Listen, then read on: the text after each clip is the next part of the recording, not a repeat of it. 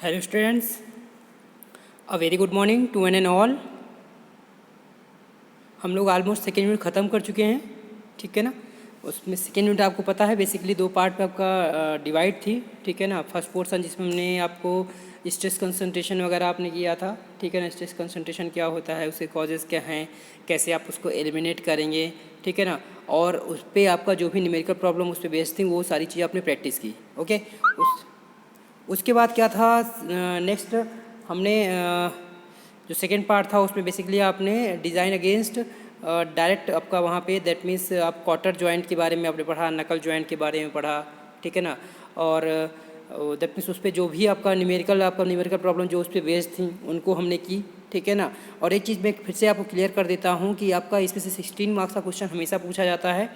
तो यदि आपका क्वार्टर और नकल दोनों में से किसी एक की आपका डिज़ाइनिंग आएगी, दैट मीन्स यदि क्वार्टर की आपका डिज़ाइनिंग प्रोसीजर पूछेगा तो आपका नकल पे न्यूमेरिकल आ जाएगा। यदि नकल में आपका नकल जॉइंट पे आपका न्यूमेरिकल पूछ रहा है या डिज़ाइनिंग पूछ रहा है तो क्वार्टर की आपका न्यूमेरिकल आ जाएगा, ठीक है ना। तो ये आपका दो चीज़ आनी ही ध्यान रखना। बाकी आपका जो थर्ड क्वेश्चन बनता है वो आपका स्ट्रेस कंसंट्रेशन से बन जाता है, ठीक है।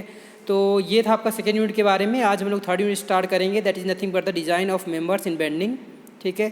तो बेंडिंग आपका डिज़ाइनिंग पढ़ने से पहले आपको ये पता होना चाहिए कि बेंडिंग क्या होता है, बेंडिंग फिनोमेना क्या होता है। तो बेंडिंग आपका टोटली बेस्ड होती है आपका लोडिंग कंडीशन पर कि किस टाइप का आपका लोड लग रहा है, ठीक है। तो बेंडिंग को आपको जानने के लिए आपको पता है, देखो मोमेंट आपको पता है क्या होता है। Moment is nothing but the किसी भी आपका that means the tendency of rotation about his own axis of any object is known as moment. किसी वस्तु या पिंड का अपने अक्ष के परितः घूमने की जो प्रवृत्ति होती है, टेंडेंसी होती है, वो आपका मोमेंट कहलाती है, ठीक है। इसको जो आपका क्लासीफाई किया गया है आपका मैथमेटिकल रिप्रेजेंटेशन आपको पता है, moment is nothing but the moment equal to force into perpendicular distance, okay. But यदि क्लासिफिकेशन की बात किया जाए तो it can be mainly classified in 3 types. First one is the turning moment, second is bending and third one is twisting moment, ठीक है। तो यदि आपका टर्निंग की बात किया जाए तो जैसे मान लीजिए कोई बॉडी है, आपका कोई ऑब्जेक्ट है, कोई बीम है, कोई सर्कुलर बार है या साफ्ट है, ठीक है। तो उसको किसी एक पर्टिकुलर पॉइंट पे आपका हिंज कर दिया जाए, पिन जॉइंटेड कर दिया जाए, उसके बाद किसी भी आपका दैट मीन्स फिर कहीं पे हम क्या करते हैं, उस पर ट्रांसवर्स लोड लगाते हैं। तो जब ट्रांसवर्स लोड आप लगाएंगे, ठीक है, तो ट्रांसवर्स लोड के कारण से क्या होता है, वो अपनी एक्सिस के अबाउट रोटेट करना, दैट मीन जो पिन जॉइंट जहाँ पे आपका जो हिंज की एक्सिस है उसके अबाउट क्या होगा, वो रोटेट करने लगता है, रोटेट करता है, ठीक है, टर्न कर जाता है। तो इसे बोलते हैं हम लोग टर्निंग मोमेंट। सेकंड आता है बेंडिंग। तो बेंडिंग में क्या होता है आपको, दैट मीन्स आपको पिन जॉइंट ना होकर के, हिंज ना करके, बल्कि क्या किया जाए, वन एंड से इसको फिक्स कर दिया जाए और सेकेंड एंड पर जब आप ट्रांसवर्स लोड लगाते हैं, जब एक्सिस के परपेंडिकुलर जब आप कोई लोड लगाते हैं, दैट इज ट्रांसवर्स लोड लगाते हैं, तो क्या होगा आपका, वहाँ पे वो टर्न ना करके क्या कर जाता है, आपका बेंड कर जाता है। तो इस फिनोमेना क्या बोलते हैं, बेंडिंग कहते हैं, ठीक है। अब बेंडिंग जब आपको होती है तो वहाँ पे जो स्ट्रेसेस जो इंड्यूस होते हैं, तो न्यूट्रल फाइबर तो आपका क्या रहता है, रिमेन स्ट्रेस भी रहता है, बट जो आउटर फाइबर है या कह सकते हैं अपर फाइबर है, वहाँ पे आपका टेंसाइल स्ट्रेस आता है, जबकि जो लोअर फाइबर होता है उसमें क्या होता है, आपका कंप्रेसिव स्ट्रेस आपका इंड्यूस होते हैं, ठीक है। तो ये आपका बेंडिंग में होता है। लास्ट में आपका जो आपका ट्विस्टिंग मोमेंट है आपका, उसमें क्या होता है, उसमें भी आपका किसी एक पर्टिकुलर बॉडी या ऑब्जेक्ट को या रॉड को या साफ्ट को या बार को एक एंड से आप फिक्स कर दो और सेकेंड एंड में आपका ट्रांसवर्स लोड ना लगा करके उस पर टर्निंग फोर्स आप लगाए, कोई घुमाऊ बल लगाते हैं आप, कोई कपल आप लगाते हैं, तो वो अपनी एक्सिस के अबाउट क्या होता है, उस पर रिंकल पड़ते हैं, दैट मीन्स वहाँ पर आपका ट्विस्ट जनरेट होती है, ठीक है। तो इसे क्या बोलते हैं हम लोग, ट्विस्टिंग मोमेंट बोलते हैं, जिसे आम भाषा में टॉर्क बोल देते हैं, ठीक है। तो ये basically there are 3 types of moment. तो हम लोग जो बात करने वाले हैं एक्चुअली बेंडिंग में बात करने वाले हैं, और आज का जो टॉपिक है आपका इसी से कोरिलेट करता है, that is nothing but the curved beam. तो हम लोग कर्व्ड बीम के बारे में पढ़ने वाले हैं। तो कर्व्ड बीम स्टार्ट करने से पहले आपको ये पता होना चाहिए कि बीम क्या है, ठीक है ना। बीम तो आप लोगों को पता होगा, व्हाट इज बीम। कोई आपका स्ट्रेट या कर्व, कोई भी आपका बॉडी स्ट्रेट या कर्व है, आपका कर्व शेप में है, ठीक है, वो बीम कह सकते हैं, ठीक है। बट आपको उसमें जो मेन कंडीशन होती है वो क्या होती है, उसका जो यूनिफॉर्म जो क्रॉस सेक्शनल एरिया है वो हमेशा क्या रहे, आपका यूनिफॉर्म रहे, ठीक है। तो उसे हम क्या कराते हैं, बीम कहलाती है, ओके। और जब बात आती है बीम का क्लासिफिकेशन, मैंने आपको पहले ही बताया था, आप पढ़ चुके होंगे। It is basically classified in 2 types.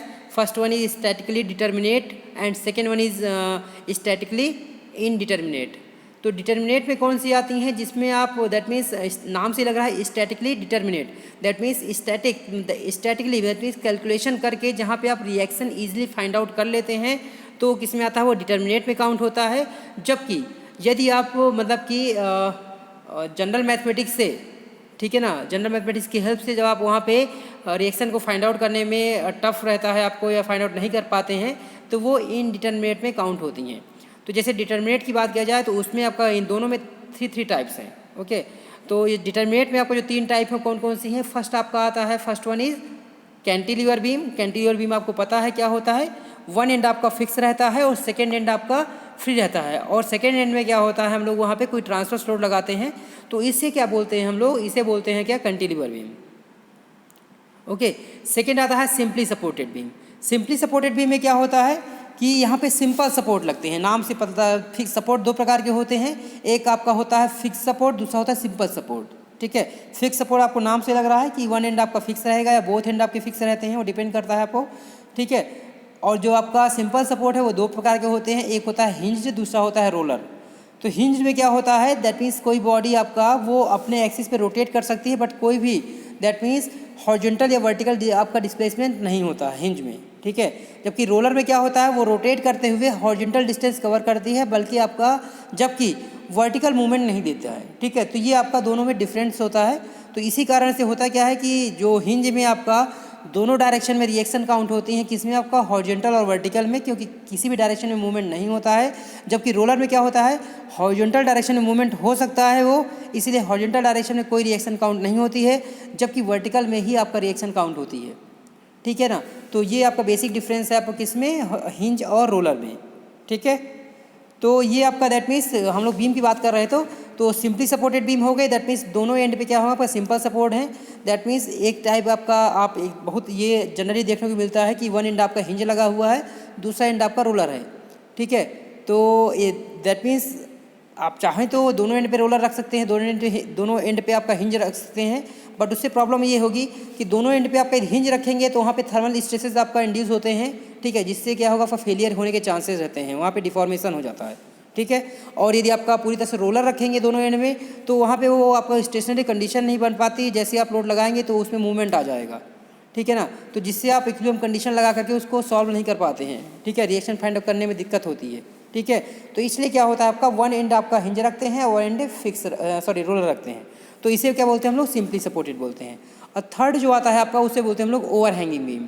Over hanging beam में क्या होता है कि दैट मीन्स दो सपोर्ट के, दैट मीन बीम में 2 सपोर्ट होंगे। ठीक है, और किसी एक तरफ से हो सकता है दोनों एंड से आपका बीम दोनों सपोर्ट से बाहर की ओर बीम निकली रहे, या एटलीस्ट वन सपोर्ट से क्या होगा, बीम आपका आउटसाइड निकली रहेगी, तो वो कहलाती थी आपका कौन सी, उसे बोलते हैं ओवर हैंगिंग बीम। ठीक है, और नेक्स्ट आता है आपका सेकेंड पार्ट जो है आपका, इसमें कौन सा है, स्टैटिकली इनडिटर्मिनेट। तो इनडिटर्मिनेट में कौन सी काउंट होती हैं, एक तो आपको कॉन्टीन्यूस बीम आती है जिसमें नंबर ऑफ सपोर्ट्स आपके हो सकते हैं, जिस पर रिएक्शन काउंट करना काफ़ी टफ होता है। दूसरा जो आता है आपका फिक्स्ड बीम। फिक्स्ड बीम में भी क्या होगा, आपका दोनों एंड फिक्स रहेंगे, तो दोनों एंड फिक्स रहेंगे तो दोनों की दो रिएक्शन आ जाती हैं आपका, हॉरिजॉन्टल और वर्टिकल। ठीक है ना, तो टोटल 4 अननोन हो जाते हैं। मान लिया ए पॉइंट आपका हिंज है, बी पॉइंट आपका हिंज फिक्स है, दोनों ए भी फिक्स है और बी भी फिक्स है, तो ए में भी दो रिएक्शन काउंट होगी आपका, हॉरिजॉन्टल एंड वर्टिकल, RAH और RAV, और बी पे भी 2 रिएक्शन काउंट होंगी आपका, RBH और RBV। तो 4 अननोन हो जाते हैं, और आपके पास जो इक्वेशन रहती हैं वो 3 ही रहती हैं। एक आपको मिलती है किसकी, समेशन ऑफ H बराबर 0 से, दैट मीन्स जो आपका algebraic sum of all the horizontal forces should be equal to 0, उसमें से आपको एक इक्वेशन मिल जाएगी summation of H equal to 0। Second आपको मिल जाती है summation of V equal to 0, vertical forces का जो अलजेब्रिक सम होगा वो 0 के इक्वल होगा। और तीसरी इक्वेशन मिलती है आपका प्रिंसिपल ऑफ मूवमेंट से, that means algebraic sum of all the movement, algebraic sum of the moment of all the forces should be equal to 0, that means summation of m is equal to 0। तो summation of H बराबर 0, summation of V बराबर 0 और summation of M बराबर 0। तो इन तीनों से आपका 3 equation मिलती हैं, बट यदि अननोन 4 हैं, 4 अननोन है, तो आप कैसे फाइंड आउट करोगे। ठीक है, तो आपका थोड़ा आपको इनको फाइंड आउट करना थोड़ा सा टफ रहता है। ओके, तो कौन कौन सा हो गया, कॉन्टीन्यूअस हो गया, दूसरा आपका फिक्स्ड हो गया, और तीसरा जो आता है वो आपका होती है propped cantilever beam. Propped cantilever beam एक ऐसी कैंटिलीवर बीम होती है जिसका वन एंड फिक्स रहता है और सेकेंड एंड फ्री ना होकर के क्या रहेगा, हिंज रहेगा। तो फिर से सेम केस बन जाता है। क्यों? क्योंकि फिक्स के भी दोनों आपका 2 रिएक्शन काउंट होंगी और हिंज की भी 2 रिएक्शन काउंट होंगी, हॉरिजॉन्टल और वर्टिकल। तो 4 अननोन हो जाएंगे, फिर से निकालना टफ हो जाता है। तो ये आपका that means classification of beam था, ठीक है, जो आप लोग पहले आप यहाँ पे मैकेनिक्स वगैरह में पढ़ रखे हो, ठीक है। तो हम लोग बात करते हैं आपका कर्व बीम के। कर्व बीम क्या होती है? A curve beam is defined as a beam in which the neutral axis in unloaded condition is curve instead of straight. That mean straight ना होकर के क्या होगा, वो कर्व रहेगा। Okay, so the following assumptions are made in the stress analysis of curve beam. तो curve beam की आपका स्ट्रेस एनालिसिस के लिए आपका कुछ एजम्पशंस हैं आपका जो हमें फॉलो करने पड़ते हैं, ठीक है। तो वो एजम्पशंस क्या है आपके? एजम्पशंस में जो फर्स्ट आता है आपका plane section perpendicular to the axis of the beam remain plane after bending. That means आपका बेंडिंग के पहले और आफ्टर बेंडिंग दोनों में आपका जो सेक्शन है वो क्या रहेगा, आपका एक्सिस के वो परपेंडिकुलर ही रहेगा। ओके, सेकेंड है आपका the moduli of elasticity in tension and compressor are equal. That means modulus of elasticity जो आपका ई की वैल्यू है वो आपका चाहे टेंशन में हो या कंप्रेशन में हो, किसी भी आपका लोडिंग कंडीशन है दोनों में वो सेम रहेगी। थर्ड क्या है आपका? The material is homogeneous and obeys Hooke's law. That means आपको क्या मटेरियल क्या होना चाहिए, आपका होमोजेनियस होना चाहिए। दैट मीन्स उसकी प्रॉपर्टी में कोई चेंज नहीं होना चाहिए और वो हुक्स लॉ को फॉलो करना चाहिए। हुक्स लॉ क्या होता है आपको पता है, ओके। तो आपका विद इन इलास्टिक लिमिट क्या होना चाहिए, वो आपका स्ट्रेसिस शुड बी आपका directly proportional to the strain, यही होता है आपका हुक्स लॉ, तो उसको फॉलो करना चाहिए। तो ये आपके कुछ एजम्पशंस हैं। नेक्स्ट है आपका the distribution of stresses in curve beam is shown in the following figure. There are 2 factors which distinguish the analysis of stress and curve beam. They are as follows. तो ये आपको कुछ आपका यहाँ पे कुछ फैक्टर्स हैं जिनमें से फर्स्ट है आपका the neutral and centroidal axis of the straight beam are coincide. However, in a curved beam, the neutral axis is shifted towards the center of curvature. तो ये हमने आपका बेंडिंग इक्वेशन में आपने इसमें पढ़ा होगा, कहाँ पे? मॉस में। ओके, सेकेंड पॉइंट है आपका the bending stress in a straight beam very linearly with the distance from the neutral axis. This is illustrated in figure 4.5, नीचे आपका दिया हुआ है। However, in curved beam, the stress distribution is hyperbolic. यहाँ पे क्या रहता है आपका उसका जो कर्व सेक्शन है, दैट मीन्स वहाँ पे क्या मिलेगा आपको, हाइपरबोलिक मिलेगा। ओके, तो ये आपका डायग्राम है, आप देख पा रहे हैं जो न्यूट्रल फाइबर में, ठीक है, वो न्यूट्रल एक्सिस दिखा रहा है, यहाँ पे बेंडिंग मोमेंट दिखाया गया है एमबी से, जो आपका ना एक तरफ आपका कहीं भी आपका बेंडिंग हो रही है तो वन फाइबर जो आपका यदि आप एक तरफ क्या होगा उसमें टेंशन आएगा तो दूसरी तरफ आपका कंप्रेशन आता है। ओके जी, आपका सेकेंड फिगर बी में आपका क्रॉस सेक्शन दिखाया है, x x cross sectional area आपको किस तरह से उसका सेंट्रोइडल एक्सिस में डिवाइड है। ये आपका नॉमेनक्लेचर है, जो नोटेशंस हैं जो आपको यूज़ होने वाली है आपका नीचे आपका एनालिसिस में। The following notations are used in the following figure. तो आर नॉट क्या है आपका radius of the outer fibre, R I radius of the inner fibre, okay. R है आपका radius of centroidal axis, R N है आपका radius of neutral axis, okay. H I क्या है आपका distance of inner fibre from neutral axis, H naught क्या है आपका distance of outer fibre from neutral axis, M B आपका given है bending moment with respect to the centroidal axis, okay. And A is nothing but the area of the cross section in mm square. तो mostly आपका जो भी dimension सब हैं millimetre में है, बेंडिंग मोमेंट आपका न्यूटन mm हो जाएगा। ओके, सो स्टार्ट करें। तो first of all the eccentricity E between the centroidal and neutral axis E is given by E is equal to क्या हो जाएगा आपका आर माइनस आर एन हो जाएगा, ठीक है। आर क्या आपको पता है, आर है आपका radius of the centroidal axis and R N क्या है आपका radius of the neutral axis. तो इन दोनों के बीच का जो डिफरेंस है आपका वो क्या कहलाता है आपका इसेंट्रिसिटी, दैट मीन्स उत्केंद्रिता कहलाती है। ओके, दैट मीन्स सेंटर से कितना आपका हट रहा है, ठीक है, आपका एक्सिस कितना शिफ्ट हो रहा है, ठीक है। तो ये आपका इसेंट्रिसिटी हो जाएगा। द बेंडिंग स्ट्रेस, नाउ ये आपको फर्स्ट इक्वेशन हो गई। The bending stress sigma B at a fibre which is at distance of Y from the neutral axis is given by. जो आपका बेंडिंग स्ट्रेस क्या होता है आपका, वैसे जनरली क्या होता है M V Y upon I होता है, ठीक है। तो वो वहाँ से आपका जो इक्वेशन आती है यहाँ पे क्या हो जाएगी, यहाँ से M B Y upon A E into R N minus Y, ठीक है, ये आपको सेकेंड इक्वेशन मिलेगी। ओके, नेक्स्ट है यहाँ पे the equation indicates the hyperbolic distribution of sigma B with respect to Y. Y के रिस्पेक्ट पे क्या होगा, इक्वेशन क्या शो कर रही है आपको यहाँ पे, हाइपरबोलिक डिस्ट्रीब्यूशन शो करती है। The maximum stress occurs either at the inner fibre और द आउटर फाइबर। जो मैक्सिमम स्ट्रेस आपका किसी भी पोजीशन पे आपका हो सकता है, दैट मीन्स इनर फाइबर पे हो सकता है, या तो इनर फाइबर पे या तो आउटर फाइबर, दोनों में से कहीं मिलेगा। Okay, so the bending stress at the inner fibre is given by one by one. यदि हम क्या बोलते हैं, इनर फाइबर की बात करें तो क्या हो जाएगा, सिग्मा बी, यहाँ पे सफिक्स में आपका आई आ जाएगा, sigma B I equal to M B Y. आपका जो रिप्लेस होगा यहाँ पे क्या होगा, आपका एच आई हो जाएगा, बाकी ए ई इंटू आर आई, किसके लिए, आपका इनर फाइबर के लिए। ओके, सिमिलरली आपका bending stress eight outer fibre क्या हो जाएगा, H I, that means I जो आपका रिप्लेस होगा यहाँ पे, दैट मीन एच आई किससे रिप्लेस होगा, आपका एच नॉट से, और जो आर आई रिप्लेस होगा वो आर नॉट से। ओके, यहाँ पे थोड़ा सा मिस्टेक है। ओके, वहाँ पे आपका आर गायब है सेकेंड वाले आपका फोर्थ इक्वेशन में, तो A E into R, R not है यहाँ पे, ठीक है। तो ये फोर्थ का होगी इक्वेशन। ये आपका फाइबर लाइन दिखा रहा है, आपका स्ट्रेस एनालिसिस दिखा रही है किस हिसाब से आपका, that means H not an H I है। ओके, ये सारी चीज़ें यहाँ पे शो हो रही हैं। आप डायग्राम ध्यान से देखिए, आपको क्लियर हो जाएगा। स्ट्रेसेस दिखाया गया ना कर्व बीम में। सी ए जो है आपको क्या है यहाँ पे, सेंट्रोइडल एक्सिस को शो कर रहा है, और एन ए जो होता है आपका वो न्यूट्रल एक्सिस है, ठीक है। और उन दोनों के बीच डिस्टेंस जो है आपका वो ई से दिखाई गई है, ठीक है ना।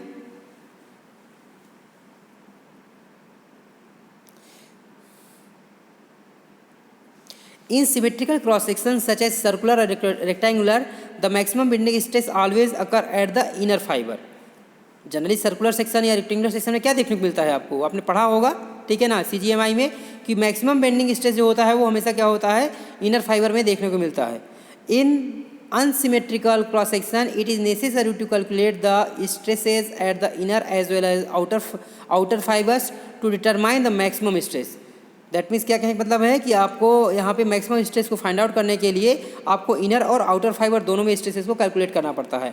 इन most of the engineering problems the magnitude of eccentricity is very small and it should be calculated precisely to avoid a large percentage error in the final result.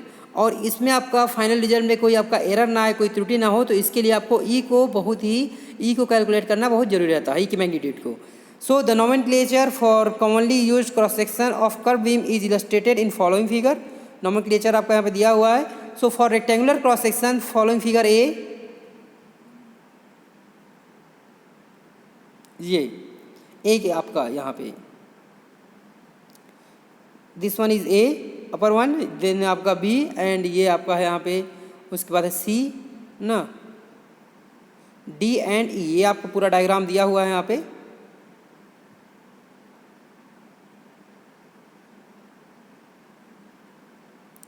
पूरा आपका मैथमेटिकल एनालिसिस है आपका, इसमें ज़्यादा दिक्कत नहीं होने वाली है आपको, कैलकुलेशन मिस्टेक बस नहीं होनी चाहिए आपको, ठीक है। So for rectangular cross section आप कर रहे हैं यहाँ पे, तो आर एन इक्वल टू वहाँ पे एच अपॉन क्या आएगा, जो अर्लियर आपने पढ़ रखा है, R N equal to H upon log R naught upon R I, base में आपका ई आएगा। सिमिलरली जब आप यहाँ से एंड आर इक्वल टू क्या होता है, are I plus H by two. Okay, तो ये आपका यहाँ पे दो इक्वेशन मिल जाती हैं, फिफ्थ एंड सिक्स्थ। एंड ये तो किसके लिए, आपका रेक्टेंगुलर के लिए है। जब आप सर्कुलर की बात करेंगे तो यहाँ पे सर्कुलर के लिए क्या हो जाता है आपका, R N equal to R not root of R not plus root of R I का whole square divided by 4। And क्या बोलते हैं, आर की वैल्यू आप यहाँ पे निकालेंगे तो यहाँ पे जो सिक्स इक्वेशन है वहाँ पे एच क्या होगा आपका, डी से रिप्लेस होगा, तो आर इक्वल टू क्या हो जाएगा, are I plus D by 2। तो उसके बाद क्या है, फॉर ट्रेपेजोइडल के लिए निकालेंगे आपका, ट्रेपेजोइडल क्रॉस सेक्शन के लिए जो नेक्स्ट फिगर दिया है, ये इंडिविजुअल हर सेक्शन के लिए दिया हुआ है, ठीक है ना। तो ट्रेपेजोइडल सेक्शन के लिए क्या होता है आपका, आर एन की वैल्यू आपका ये सेवन्थ इक्वेशन दी हुई है, आपका 8th है, सॉरी ये आपका ये 9th होनी चाहिए, एक्चुअली में थोड़ा सा मिस्टेक हुई है, आप इसे अपने हिसाब से कर लीजिएगा। एंड नेक्स्ट इक्वेशन दी है आपका जो 9th है वो 10th होनी चाहिए, ठीक है ना। तो वहाँ से आपका आर की वैल्यू आपका यहाँ पे निकलेगी। उसके बाद क्या होता है, आई सेक्शन बीम के लिए आपको यहाँ पे दैट मीन्स जो डी डायग्राम है यहाँ पे ये वाला, इसको फॉलो करना पड़ेगा।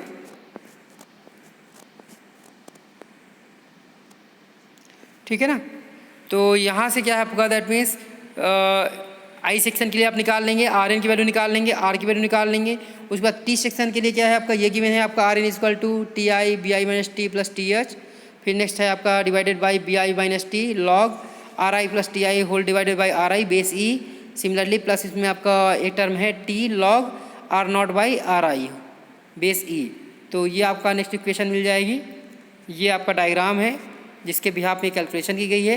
एंड फाइनली फिर आपका यहाँ से आर जो निकलता है R equal to R I plus half of T H square plus half of T I square B I minus T divide by T H plus T I B I minus T.